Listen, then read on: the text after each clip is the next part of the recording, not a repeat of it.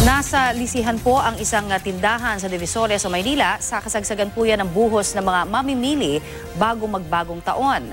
Mahigit 10,000 pisong halaga ng mga kakadeliver pa lamang na paninda ang natangay ng kawatang nagpanggap pa na empleyado ng tindahan. Balitang hatid ni Mav Gonzalez. Sa kasagsagan ng pamimili para sa bagong taon, huli sa CCTV ang pananalisi sa isang tindahan sa Divisoria noong Biyernes. Sa simula, makikita ang tauhan ng tindahan na naglalakad, bitbit ang mga paninda. Sinusundan siya ng sospek na nakaitim na t-shirt. Pagdating sa tindahan, ibinaba ng tauhan ng mga paninda. Lumapit sa kanya ang sospek na nagpanggap pa raw na tauhan din ng may-ari. Nagabot pa ito ng peking resibo. Mula sa labas hanggang sa loob nasundan siya. Tapos, kunyari nakipag-usap siya na connected siya doon sa may-ari. Binigyan niya pa yung resibo. Tapos maya mga ilang segundo bumalik siya. Kanya pinakukuha ng may-ari yung mga bag, yung mga paninda.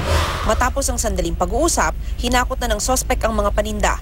Natangay ang mahigit 10,000 pisong halaga ng mga panindang pitaka. Nai-report na ng may-ari ng tindahan ng insidente sa pulisya. Nakikipagtulungan na rin sila sa barangay para makilala ang sospek. Marami na raw insidente ng pananalisi sa Divisoria.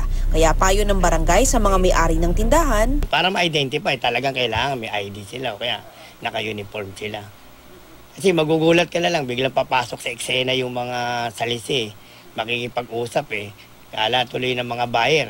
Isa may iba, 100,000 pa na nagbigay na yung pera. Biglang magugulat na lang. Binigay ko sa boy mo yung pera. Sinong boy ko? Wala na may ibang boy. Ito. Mav Gonzalez, GMA News.